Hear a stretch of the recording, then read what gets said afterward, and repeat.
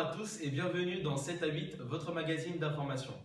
Au sommaire cette semaine, nous allons voir l'ouverture de la 30e campagne des Restos du Cœur, mais aussi l'ouverture pour nos caméras du zoo de Singapour. Et nous finirons par un document exclusif sur la déflation au Japon.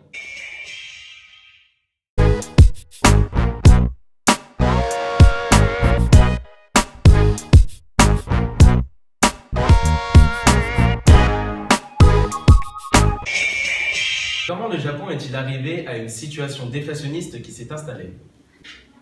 Nous allons voir les caractéristiques de la déflation au Japon. Un reportage de Clément Fouquet et Arnaud Delacour. La déflation est un phénomène économique qui entraîne la baisse de l'indice des prix sur une période durable. Il permet d'estimer entre deux périodes données la variation moyenne des prix des produits consommés par les ménages. Cela peut être défini par la situation du Japon depuis maintenant presque 3 décennies. Notre équipe s'est rendue sur place pour tenter de comprendre quelles en sont les causes, mais aussi quelles en sont les conséquences du pays.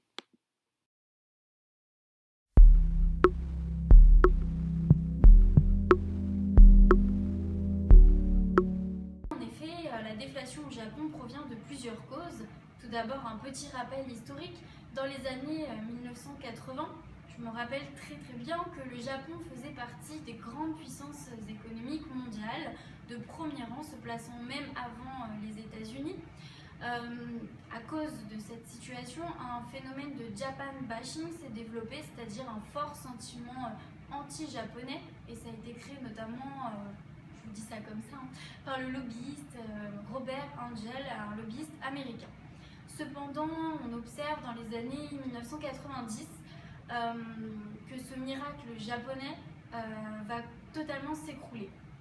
Par conséquent, l'ascension de l'archipel nippon se transforme en véritable cauchemar, et donc aujourd'hui, le pays n'est toujours pas sorti de cette situation de déflation. Donc depuis à peu près 20 ans, le Japon fait face à cette forte situation de déflation. Donc, tout d'abord, dans les années 90, on observait d'abord une période de désinflation, c'est-à-dire une hausse des prix jusqu'à peu près 1995. Et après, on a observé une baisse très significative des prix avec une forte déflation, donc à partir des années 1998-1999. En revanche, donc depuis cette période, le Japon n'a connu que de très brèves et de très modestes périodes d'inflation. On remarque deux éléments responsables de cette déflation.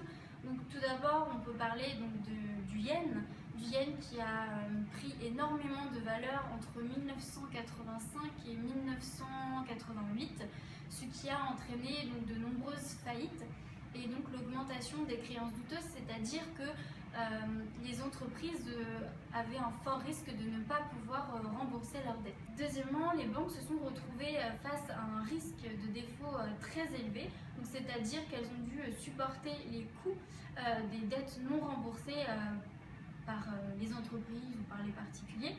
En effet, les Japonais à cette époque pensaient que les prix allaient monter indéfiniment, donc ils ont commencé à acheter de plus en plus de biens, de terrains, des biens immobiliers, pensant que plus ils en achetaient, plus ils devenaient riches, car plus les prix augmentaient. En revanche, ils s'endettaient davantage auprès des banques qui leur accordaient de nombreux prêts. Cependant, le jour où le marché immobilier s'est totalement effondré, les banques ont cherché à bien évidemment recouvrir leurs pertes en rappelant les crédits accordés, mais malheureusement, ni les banques ni les particuliers n'étaient en situation de pouvoir rembourser ces crédits et n'étaient donc pas solvables.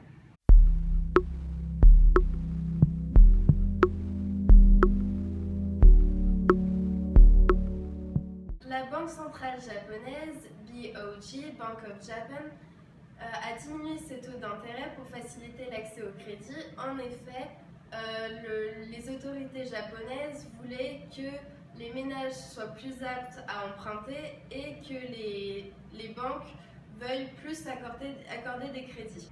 Le but est notamment de stimuler la croissance et les prix afin de rendre plus facile le fait de rembourser les dettes. Mais cette mesure s'avère insuffisante pour contrer cette situation du Japon. La Banque centrale décide alors d'augmenter la base monétaire en injectant des liquidités, ce qui s'appelle un assouplissement quantitatif. À la fin de cette mesure en 2006, le Japon est techniquement sorti de cette situation de déflation. Or, ce n'est pas le cas, car c'est uniquement une situation qui va être très brève et très modeste.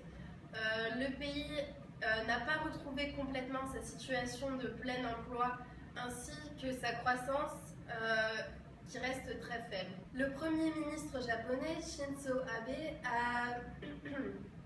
a compris que pour mettre un terme à cette situation de déflation, il fallait redonner confiance à l'ensemble des agents économiques, à savoir tous les ménages, les entreprises et ainsi que les banques. Début 2013, la Banque du Japon a mis en place un plan très ambitieux d'assouplissement quantitatif en doublant la base monétaire en 2 ans. Et du point de vue qualitatif, il y a eu l'achat de titres OPCVM ainsi que de billets de trésorerie cotés en bourse qui ont eu pour but de faire atteindre l'inflation 2% en 2 ans. Restez avec nous juste après la pub, nous rejoindrons nos envoyés spéciaux au Japon pour comprendre les conséquences de cette déflation.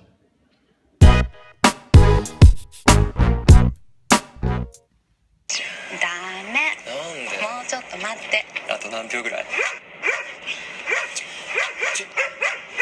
犬苦手なんだよ。ちょっと待って。ちょっと待って。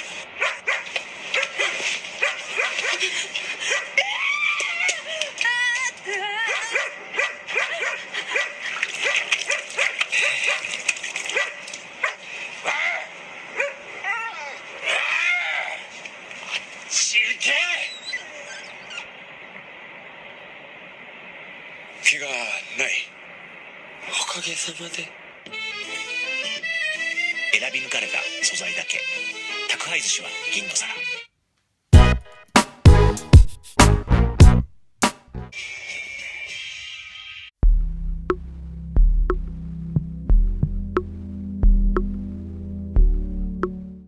Une des particularités au Japon, c'est que la déflation est une conséquence du vieillissement de la population, donc de la baisse de la population active.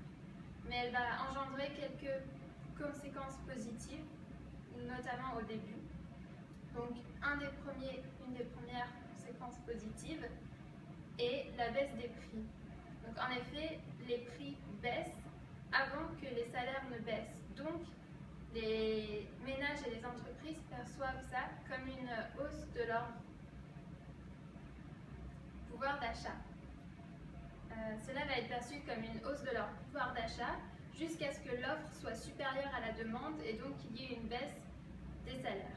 En effet, cette baisse des prix entraîne tout d'abord une baisse de la consommation parce que les ménages vont en priorité vouloir se désendetter, donc ils vont arrêter d'investir et cela va entraîner une nouvelle baisse des prix et après, donc c'est un cercle vicieux. En effet, dans le cas du Japon, c'est la structure démographique qui a permis de compenser la diminution de l'investissement privé causée par la baisse des actifs. Donc, en effet, avec la tradition de l'épargne au Japon, les ménages ont préféré épargner tout d'abord en achetant des titres d'État et non en investissant dans des actions ou dans l'immobilier. Afin de sortir de la situation de déflation, le Japon a mis en œuvre la politique que l'Allemagne a refusé de faire. Il s'agit pour la Banque centrale de racheter les titres des ménages, car une fois que ces ménages seront retraités, l'État ne pourra plus se financer auprès d'eux, donc il rachète tous les titres. La mise en œuvre de cette politique permettra de savoir si c'est une bonne solution pour sortir de la déflation et de savoir si l'Allemagne était en tort de ne pas avoir mis en œuvre cette politique. Cela permettrait une baisse du taux d'intérêt réel et donc un retour de l'investissement.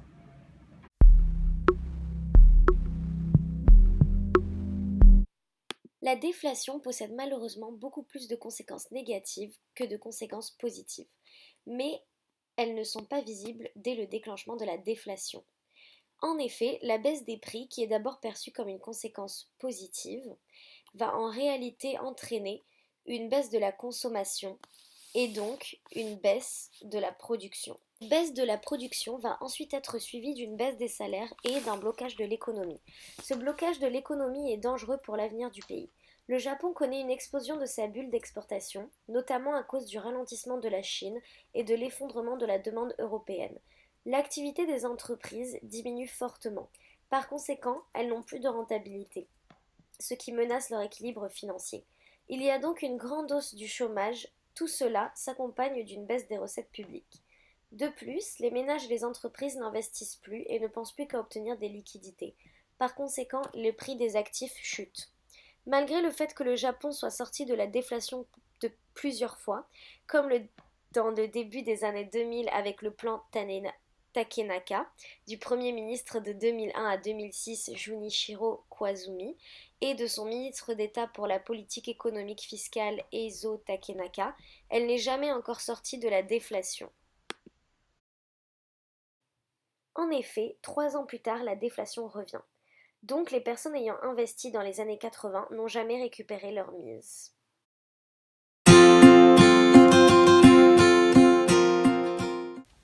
Nous avons vu que la déflation au Japon était due en particulier à une baisse des prix, notamment pendant les années 1998-1999. Cette déflation a été causée notamment par la monnaie japonaise, le yen, qui, comme on l'a expliqué, a entraîné des faillites. Par ailleurs, les banques ont dû supporter le non-remboursement de nombreux prêts, ce qui a favorisé ce climat déflationniste. Pour remédier à cela, nous avons expliqué les politiques mises en place, stimuler la croissance par le biais d'une diminution du coût du crédit, ainsi que l'injection massive de liquidités. La déflation est un problème à double tranchant. Comme nous avons pu l'évoquer, la baisse des prix, pour tout d'abord être reconnue comme étant un point positif, cependant, cela devient une conséquence négative lorsque les salaires baissent également et que tout l'engrenage économique est bloqué. La leçon que nous pouvons tirer de ceci est de ne pas commettre à nouveau les erreurs commises par les autorités japonaises à l'époque. C'est la fin de ce 7 à 8. Merci de votre fidélité. À suivre le journal de Claire Chazal. Bonne soirée à tous sur TF1.